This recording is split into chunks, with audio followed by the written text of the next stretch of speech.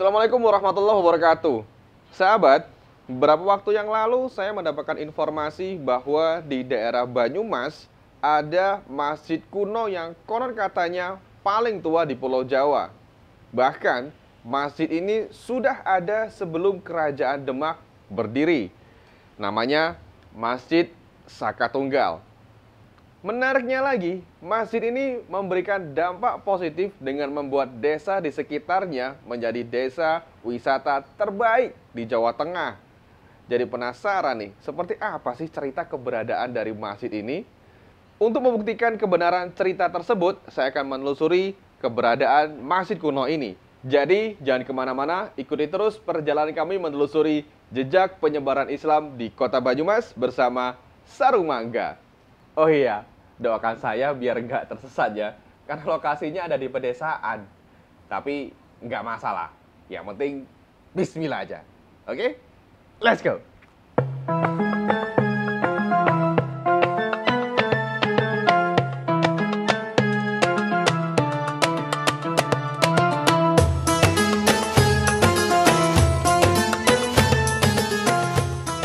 Lokasi masjid ini berada di lembah pegunungan Wangon, Desa Cikakak, Kecamatan Wangon, Kabupaten Banyumas. Dari Jalan Raya Wangon Aji Barang, lokasi masjid masuk ke jalan desa sekitar 2 km. Masjid Saka Tunggal Baitul Salam merupakan salah satu masjid tertua di Jawa. Masjid ini dibangun oleh Kiai Mustolih pada tahun 1288 Hijriah atau 1522 Masehi seperti yang tertulis pada Saka Guru atau tiang utama masjid ini. Disebut Saka Tunggal karena masjid ini hanya menggunakan satu tiang penyangga atau tunggal yang berukuran 40 x 40 cm dengan tinggi sekitar 5 meter. Tiangnya cukup unik dengan dipenuhi ukiran bunga-bungaan.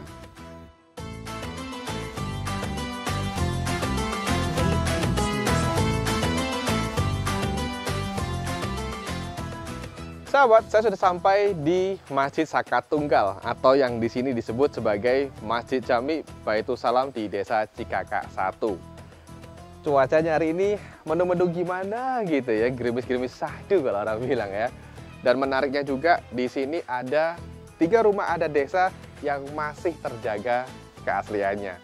Dan bagaimana cerita tentang Saka Tunggal itu sendiri, kita akan masuk ke dalam, kita eksplor, kita cari tahu seperti apa sih Saka Tunggal itu. Let's go!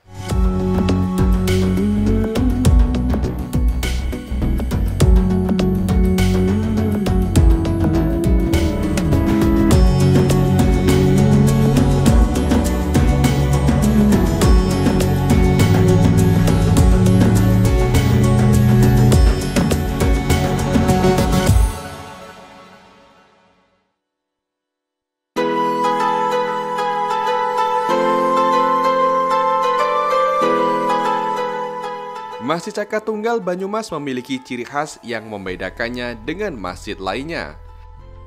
Salah satu keunikan masjid ini ialah memiliki 4 helai sayap dari kayu di dalam saka yang melambangkan papat kiblat 5 pancer, yaitu menunjuk 4 arah mata angin dan 1 pusat atau arah menunjuk ke atas.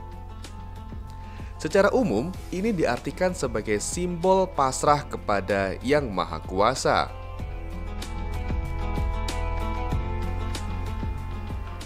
Assalamualaikum. Waalaikumsalam warahmatullahi wabarakatuh. Bapak, kenalkan, nama saya Saiful Afandi dari Sarung Mangga. Mau mampir ke sini ini ceritanya ingin mengetahui lebih banyak tentang sejarah berdirinya Masjid Saka Tunggal ini. Nah, mungkin bisa sedikit diceritakan Bapak sejarah awal mula berdirinya masjid ini. Berdirinya masjid ini didirikan oleh Mbah Tolih, yang ceritanya masjid ini ada sebelum Demak, cuma merupakan peninggalan daripada Masjid Saka Tunggal dengan tiang dan sakanya seperti ini adanya. Di depannya tertulis angka 1288, sampingnya juga ada tulisan lagi, sebelahnya kosong. Nah, terkait dengan sosok Kiai Mustolih. Mungkin sedikit cerita bagaimana sih Pak sebenarnya sosok beliau? Yang saya ketahui Mbah Tolih itu adalah mbah buyutnya orang sini kayak gitu. Dan menyangkut katakanlah sosok beliau mungkin di dalam awal penyebaran Islam ikut Syiah dalam rangka pengembangan pemberadaan Islam kala itu waktu itu. Adakah peninggalan-peninggalan yang dari dulu hingga sekarang terjaga keasliannya Pak? Untuk peninggalan daripada Masjid Sangka Tunggal yang masih ori, yang saya ketahui, Ya. satu adalah Saka Tunggalnya, kedua adalah beduk dan kentongnya, ketiga adalah mimbar untuk pelaksanaan khutbah daripada Jumat, Idul Fitri, Idul Adha. Ini wujudnya dan relief daripada yang di atas pengimaman itu masih orinya kayak gitu. Masih dari dulu ya Pak dari ya? dulu sehingga sekarang masih utuh, belum digantikan, sedangkan yang lainnya sudah tergantikan.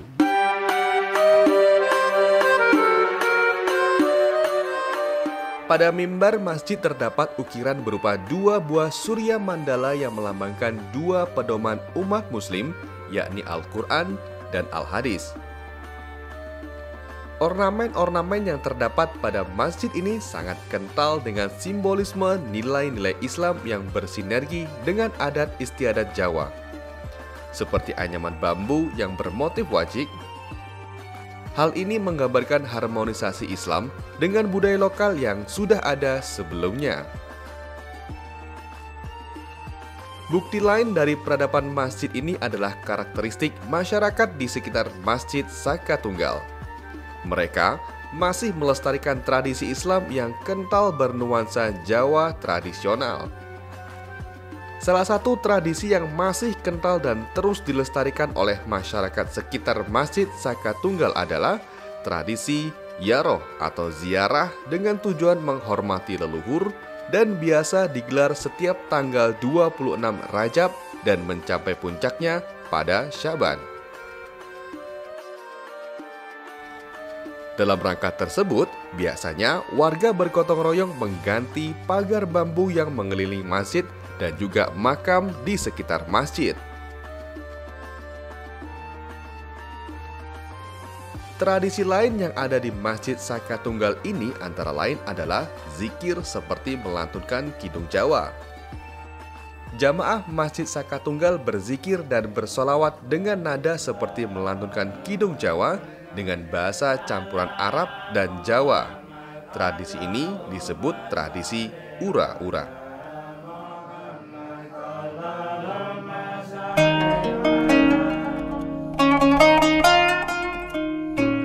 Masjid yang telah ditetapkan sebagai bangunan cagar budaya ini memberikan dampak positif bagi masyarakat. Hal ini terbukti dengan menjadikan Desa Cikakak menjadi desa wisata terbaik di Jawa Tengah pada tahun 2021 dan masuk dalam 50 desa wisata terbaik nasional. Tentu saja keberhasilan itu semua tak luput dari keberadaan masjid bersejarah Saka Tunggal ini.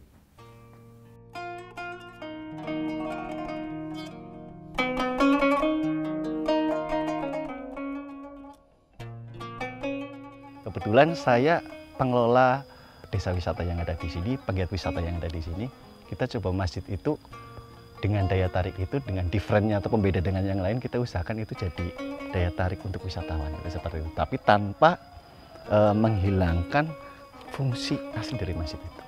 Nah, terkait soal desa wisata, di dekat masjid ada prasasti begitu yang itu seperti penghargaan desa wisata terbaik di Jawa Tengah atau 50 besar se-Indonesia. Ya betul. Apa yang buat itu? Apakah tradisinya atau apa? Ya salah satunya memang daya tariknya memang dari tradisi dan adat yang memang masih sangat kental. Kemudian kalau bicara desa wisata itu bukan hanya bicara destinasi, tapi sampai kearifan lokal, sampai kegiatan masyarakat, semua potensi alam dan budaya itu jadi daya tarik gitu. Dari magnet utama yaitu Masjid Saka Tunggal, Taman Kera dan daerah adat itu ternyata di situ ada multi efek yang banyak seperti itu.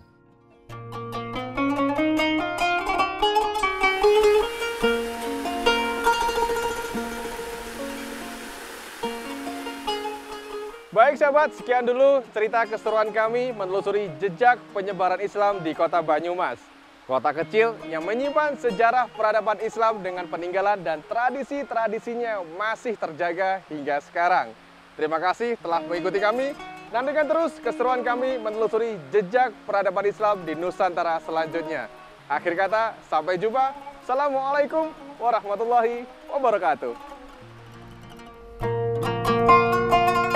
Thank you.